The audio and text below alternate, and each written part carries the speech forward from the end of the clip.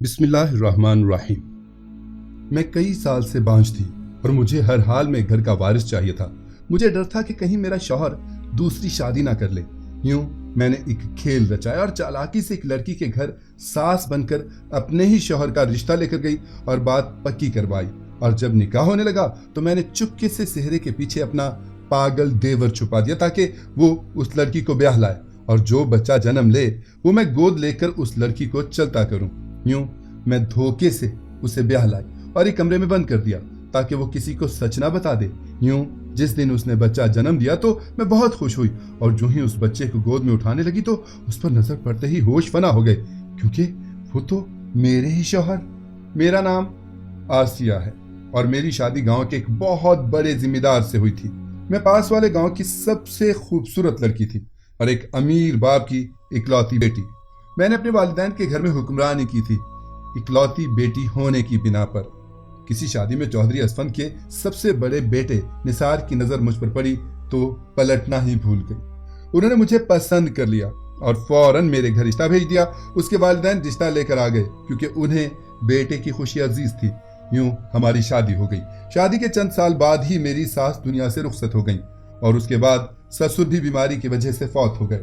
اب حویلی میں میں، میرا شوہر اور میرا چھوٹا دیور تھا۔ میرا شوہر بھی مجھ سے 3 سال چھوٹا تھا۔ یوں تو زندگی خوشحال گزر رہی تھی اور نثار مجھ پر جان نثار کرتے تھے، لیکن ہمارے ساتھ قدرتی حادثہ یہ ہو گیا کہ ہم دونوں میاں بیوی کو شادی کے بعد کئی سال تک اولاد نہ ہوئی۔ ان 5 سال میں نے تمام حویلی پر قبضہ کر لیا تھا۔ میرا روب دبدبا اس حویلی میں حویلی کے مردوں سے بھی زیادہ تھے، کیونکہ میرے شوہر بہت ہی سادہ قسم کے انسان تھے اور مکمل طور پر میرے قابو میں تھے۔ میں جیسا کہتی وہ ویسا ہی کرتے تھے۔ مجھے شروع میں کوئی خوف نہیں تھا، لیکن جیسے جیسے وقت گزرتا گیا میرے اندر ایک خوف بیٹھ گیا، یہاں تک کہ میری شادی کو 12 سال ہو گئے۔ میں اپنی بے اولادی کی وجہ سے بہت پریشان تھی۔ کون سا ایسا پیر فقیر تھا جس سے میں نے دعا نہ لی ہو؟ جس بڑے ڈاکٹر کا سنتی وہاں بھاگی بھاگی چلی جاتی، لیکن نصیب ڈاکٹر یہی بتاتے کہ میرے اندر ایک بہت بڑا مسئلہ ہے جس کی وجہ سے کبھی مجھے اولاد نہیں ہو سکتی۔ یہ سن کر میں مزید پریشان ہوتی چلی گئی اور مجھے یہ خوف لاحق ہو گیا کہ کہیں میرا شوہر دوسری شادی نہ کر لے۔ حویلی بہت بڑی تھی اور میرے سسرال کی بہت زیادہ جائیداد تھی، زمینیں تھیں۔ اس حویلی کو وارث چاہیے تھا جو کہ میں نہیں دے سکتی تھی، اور میرا دیور نیم پاگل تھا، اس سے بھی اولاد کی امید نہیں لگائی جا سکتی تھی۔ اب میرے سامنے میرے شوہر کے تمام رشتہ دار یہی راگ الاپتے تھے کہ حویلی کو وارث چاہیے۔ چونکہ میرا روب اور دبدبا بہت زیادہ تھا، خاص کر اپنے شوہر پر، وہ مجھ سے ڈرتے بھی تھے اور مجھ سے محبت بھی کرتے تھے، کیونکہ یہ ان کی اپنی پسند کی شادی تھی۔ لیکن وقت کے ساتھ ساتھ مجھے محسوس ہو رہا تھا کہ ان کی محبت میں کمی آنے لگی ہے۔ مجھے یہ خوف تھا کہ لوگ انہیں میرے خلاف نہ کر دیں، کیونکہ اولاد نہ ہونے کی وجہ سے میری پوزیشن کافی کمزور ہو چکی تھی۔ سوتن کی ایک تلوار میرے سر پر ہر وقت لٹکتی رہتی تھی۔ مجھے ڈراؤنے خواب آتے تھے۔ ہر دوسرے دن اب مجھے خواب آنے لگے تھے۔ مجھے نظر آتا کہ میرا شوہر ہاتھ پکڑ کر کسی لڑکی کو حویلی لے کر آ رہا ہے اور مجھ سے کہہ رہا ہے کہ یہ میری دوسری بیوی ہے، یہ مجھے وارث دے گی۔ ان خوفناک خوابوں نے میرا دل دہلا کر رکھ دیا تھا۔ وہ حویلی سے باہر جاتے تھے تو مجھے معلوم بھی نہیں ہوتا تھا کہ کہاں جاتے ہیں اور کن دوستوں کے ساتھ اٹھتے بیٹھتے ہیں، لیکن مجھے یہ بات سمجھ آ گئی تھی کہ ان کے دوست اب انہیں وارث کی پٹیاں پڑھا رہے تھے۔ ہر کسی کی نظر میرے شوہر پر تھی، کیونکہ وہ بہت بڑے ذمہ دار تھے اور ہر کوئی چاہتا تھا کہ ان کی بہن بیٹی کو جگہ ملے اور وہ عیش کی زندگی گزارے۔ میں کسی صورت بھی اپنی جگہ کسی کو نہیں دینا چاہتی تھی۔ پچھلے 12 سال سے میں حویلی میں حکمرانی کر رہی تھی اور مجھ سے یہ بات برداشت نہیں ہو رہی تھی کہ کوئی اور یہاں آئے اور میری جگہ حکمرانی کرے اور میں ایک کونے میں پڑ جاؤں، کیونکہ حکمرانی صرف اولاد والی کی ہی ہو سکتی ہے۔ مجھے یہ بھی محسوس ہو رہا تھا کہ میرے شوہر شادی کرنا چاہتے ہیں، لیکن میرے خوف سے کچھ کہہ نہیں پا رہے تھے۔ کیوں نہ ہم کوئی بچہ گود لے لیں؟ ایک دن میں نے ان سے کہہ ڈالا تو دیکھا کہ ان کا موڈ خراب ہو گیا ہے میری اس بات پر۔ حویلی کو اپنا وارث چاہیے جو اپنا خون ہو، کسی اور کا بچہ لا کر ہم کیا کریں گے؟ ہماری ساری جائیداد پر ہمارے خون کا حق ہونا چاہیے، نہ کہ کسی اور کا۔ میرے شوہر نے سخت تاثرات کے ساتھ کہا اور وہاں سے چلے گئے۔ ان کا یہ رویہ دیکھ کر میں سمجھ گئی تھی کہ اب میری نیا ڈوبنے والی ہے۔ مجھے جلد از جلد کوئی ترکیب کرنی تھی، ورنہ میری حکومت ختم ہو جاتی۔ اگر میری حکومت ختم ہو گئی تو میں نیم پاگل ہو جاؤں گی۔ یہ سوچ کر میں نے ایک پلان ترتیب دیا اپنے ذہن میں، جس سے سانپ بھی مر جائے اور لاٹھی بھی نہ ٹوٹے۔ اپنے نیم پاگل ہونے کے خیال سے اچانک میرے ذہن میں جھمکا ہوا اور مجھے اپنا نیم پاگل دیور یاد آ گیا۔ پھر میں نے سوچا کہ میرا دیور نیم پاگل ہے، بالکل پاگل تو نہیں ہے، اس کی شادی ہو سکتی ہے اور وہ اولاد پیدا کر سکتا ہے۔ اس کی عمر 24 سال تھی، اس کا ذہنی توازن کچھ ٹھیک نہیں تھا، بظاہر تو کافی دیر تک نارمل رہتا تھا، لیکن اچانک اسے دورے پڑنے شروع ہو جاتے تھے، پھر اسے سنبھالنا مشکل ہو جاتا تھا۔ وہ ہر وقت خاموش رہتا، کسی سے کچھ نہیں کہتا تھا، ایسا معلوم ہوتا تھا جیسے کوئی بت ہو، لیکن جب وہ بولتا تو چیخنا چلانا شروع کر دیتا اور اس دم کے دورے پڑتے تھے کہ ہم سب حویلی والے حیران رہ جاتے۔ کبھی کبھی تو مجھے محسوس ہوتا کہ اس پر کوئی سایہ یا کوئی جن آتا ہے۔ میں نے اپنے دیور کی شادی کرنے کا سوچ لیا تھا کہ اس کی بیوی حویلی کو وارث دے سکے، لیکن سب سے بڑا مسئلہ یہ تھا کہ ہر کوئی جانتا تھا کہ میرا دیور نیم پاگل ہے اور کوئی اسے اپنی بیٹی نہیں دے گا۔ پھر مجھے ایک ایسی لڑکی کی خبر ملی جو کم عمر اور خوبصورت تھی، اور وہ بالکل ہی سادہ سی تھی، یعنی روب میں آنے والی لڑکی تھی۔ وہ لوگ ہمارے گاؤں سے کافی دور رہتے تھے، انہیں ہمارے بارے میں سب کچھ معلوم تھا، لیکن انہوں نے کبھی مجھے دیکھا نہیں تھا۔ میں اپنے شوہر کا رشتہ اس لڑکی کے لیے لے کر گئی ان کے گھر، لیکن اس لڑکی کی ساس کی حیثیت سے، یعنی جھوٹ بولا کہ میں نثار کی ماں ہوں، میرے بیٹے کو اولاد نہیں ہے اور میں اس کی دوسری شادی کروانا چاہتی ہوں۔ ہم لوگ بہت بڑے ذمہ دار ہیں اور ہمیں وارث کی ضرورت ہے۔ میری بہو کو یہ بات پتہ نہیں چلنی چاہیے، اس لیے میں خفیہ طور پر چھپ کر آپ کے پاس آئی ہوں اور چوری چوری کروانا چاہتی ہوں سب کچھ۔ آپ میرے ساتھ حویلی چلیں ابھی۔ میری بہو اپنے میکے گئی ہوئی ہے 1 مہینے کے لیے، اس کی غیر موجودگی میں اپنے بیٹے کا نکاح پڑھوانا چاہتی ہوں۔ جیسے ہی وہ آئے گی تو ہنگامہ کرے گی، اس کے آنے سے پہلے میں سب سنبھال لوں گی، پر میں وعدہ کرتی ہوں کہ اگر آپ نے اپنی بیٹی میرے بیٹے کے نکاح میں دے دی تو میں بڑی بہو کی طلاق کروا کر اسے گھر سے نکال دوں گی۔ میں نے لڑکی کے والدین سے کہا، وہ کافی لالچی تھے اور اتنا بڑا رشتہ دیکھ کر خوش ہو گئے۔ میں نے اپنا تعارف اور ان کے سامنے نثار کی بیوی نہیں بلکہ نثار کی ماں کے طور پر کروایا، کیونکہ میں نثار سے عمر میں تھوڑی بڑی تھی اور میں اچھی خاصی بڑی بھی لگتی تھی۔ پریشانیوں کی وجہ سے میرے چہرے پر جھریاں آ گئی تھیں اور ان کو یقین آ گیا میری بات کا۔ بہت سارے جھوٹ بول کر میں انہیں اپنی حویلی میں لے آئی تھی۔ میں نے ان سے کہا کہ وہ کسی سے کچھ نہیں کہیں گے، خاموش رہنے کی میں نے بہت بڑی قیمت دی تھی انہیں، اس لیے لڑکی کے والدین لالچ میں آ کر کچھ نہ بولے، بس چپ چاپ سے بیٹھے رہے۔ میرے لیے جھوٹ کو نبھانا کافی مشکل ہو رہا تھا۔ ان لوگوں کو میں نے یہ نہیں بتایا کہ میرا مراد پاگل ہے۔ بڑی مشکل سے میں نے انہیں راضی کیا کہ آپ بس خاموش رہیں اور کسی کو کچھ پتہ نہیں چلنا چاہیے، میں ان کا نکاح پڑھوا دیتی ہوں۔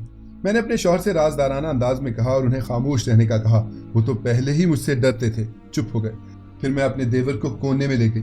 میں ان لوگوں کو لے آئی ہوں، خفیہ طور پر تمہارا نکاح اس پیاری سی لڑکی سے ہونے والا ہے، بس تم نے صحرے کے پیچھے سے چھپ کر خاموشی سے قبول ہے کہنا ہے۔ میں نے اپنے دیور کو بھی اچھی خاصی پٹی پڑھا دی تھی اور اسے لڑکی بھی دکھائی۔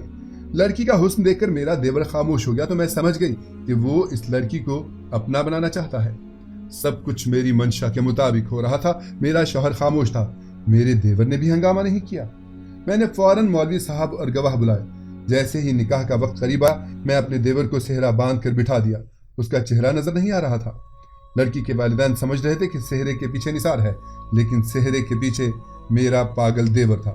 اس لڑکی کا نکاح میرے دیور سے ہو گیا تھا۔ فوراً اس لڑکی کے والدین کو چلتا کیا اور چوکیدار سے کہا کہ آئندہ یہ دونوں یہاں پر نہیں آنے چاہیے، اور اگر یہ دونوں حویلی میں آنا بھی چاہیں تو انہیں دھکے دے کر باہر نکال دیجیے گا۔ ان دونوں میاں بیوی کا داخلہ ممنوع ہے حویلی میں۔ اس طرح سے لڑکی کے والدین کا پتہ بھی میں نے کاٹ دیا۔ اب لڑکی کی باری تھی۔ میں نے کافی پٹیاں پڑھا کر اپنے دیور کو لڑکی کے ساتھ بھیج دیا اس کے کمرے میں۔ صبح ہوتے ہی میرا دیور کہیں نکل گیا اور واپس نہیں آیا، وہ لاپتہ ہو گیا تھا۔ مجھے بہت پریشانی ہوئی۔ میں نے اپنے شوہر سے بات کی تو وہ مطمئن تھے، بولے آ جائے گا، جانا کہاں ہے اس نے، شاید وہ چاچا اکرم کے گھر گیا ہوگا۔ میں نے دیکھا لڑکی بے حد خوبصورت ہے اور سادہ سی ہے۔ میں نے اس پر مکمل طور پر قبضہ کر لیا تھا۔ اس نئی لڑکی کا نام نجمہ تھا۔ نجمہ کی حیثیت حویلی میں ایک ملازمہ سے زیادہ نہیں تھی۔ بھلا میں کیسے برداشت کر سکتی تھی کہ میری دیورانی میرے برابر آ کر کھڑی ہو جائے؟ لیکن دیور کے لاپتہ ہونے سے میں تھوڑی سی پریشان ہو گئی۔ نکاح کی صبح وہ چلا گیا تھا اور اس کے بعد سے 1 مہینہ ہونے کو تھا، وہ واپس نہیں آیا۔ مہینے کے آخر میں مجھے پتا چلا کہ میری دیورانی امید سے ہے تو میں بہت خوش ہوئی۔ میں جیسا چاہتی تھی ویسا ہی ہوتا جا رہا تھا۔ حویلی کو ان کا خون اپنا وارث ملنے والا تھا، جیسے کہ میرے شوہر کی خواہش تھی۔ آپ نے کہا تھا کہ حویلی کو اپنا خون چاہیے وارث کے طور پر۔ اب نجمہ وارث دینے والی ہے حویلی کو۔ ایسا کروں گی کہ یہ بچہ میں خود پالوں گی، یہ بچہ میرا ہوگا، وہ آپ لوگوں کا اپنا خون بھی ہوگا اور وارث بھی ہوگا۔ میں نے اپنے شوہر سے کہا تو وہ خاموش ہو گئے۔ انہوں نے مجھے کوئی جواب نہیں دیا، نہ جانے کیوں۔ उनकी ये खामोशी मुझे किसी तूफान का पेशखैमा लग रही थी। खैर, मैंने दिन गिनने शुरू कर दिए कि कब वो बच्चा पैदा होगा और कब मैं उसे अपनी गोद में लूंगी, और फिर उसके बाद मैं अपनी देवरानी को भी हवेली से निकाल बाहर करूंगी। मेरा देवर जो निकाह के दूसरे दिन चला गया था, तब से लेकर लापता था। मेरे शौहर ने बहुत तलाश किया, लेकिन उसका कोई पता न चल सका। पर मुझे देवर के लापता होने से कोई फर्क नहीं पड़ता था। मुझे बच्चा चाहिए था और वो मुझे मिल रहा था। 9 महीने तक मैंने अपनी देवरानी को कैद करके रख दिया। उसके खाने पीने का ख्याल रखा, लेकिन उसे किसी से मिलने नहीं दिया। उसके वालिदैन एक बार उससे मिलने आए थे, लेकिन मेरे मुलाजमी ने धक्के देकर उन्हें निकाल दिया और कहा कि आइंदा यहां मत आना। फिर वो दिन भी आ गया जब इंतजार की घड़ियां खत्म हुई और मेरे देवर का बेटा दुनिया में आया। तो मैं खुशी से फूले ना समा रही थी, क्योंकि मेरी गोदहरी हो गई थी।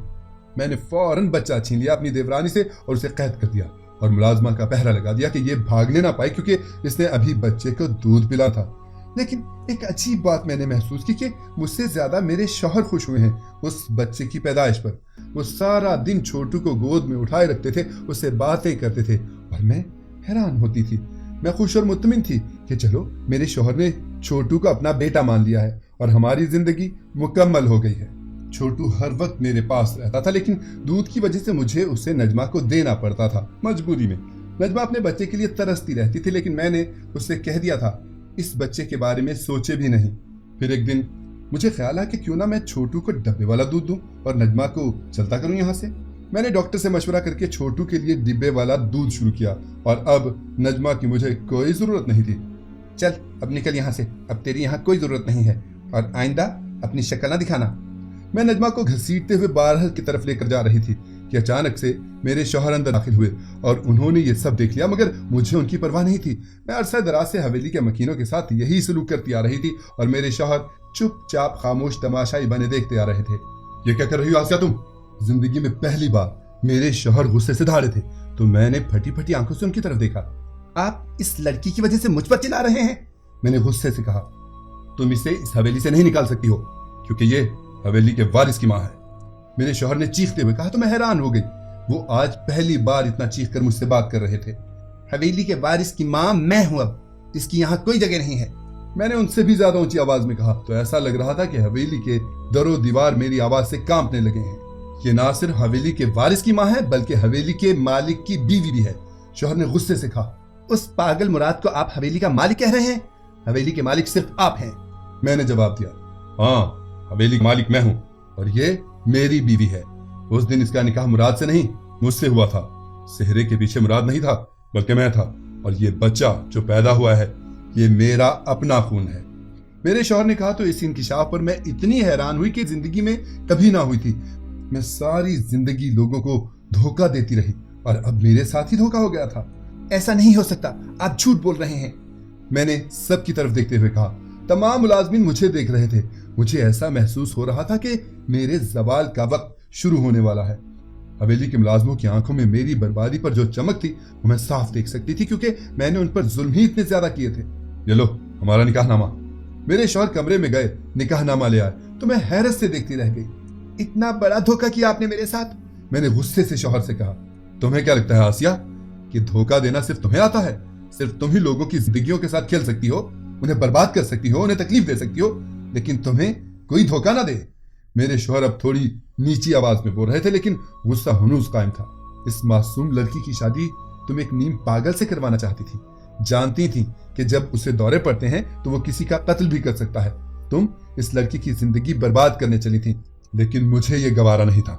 निकाह के वक्त मैंने मुराद को वहां से हटा दिया और सेहरा पहनकर खुद बैठ गया और इस लड़की का निकाह मुझसे हो गया था और ये बच्चा मेरा अपना खून है।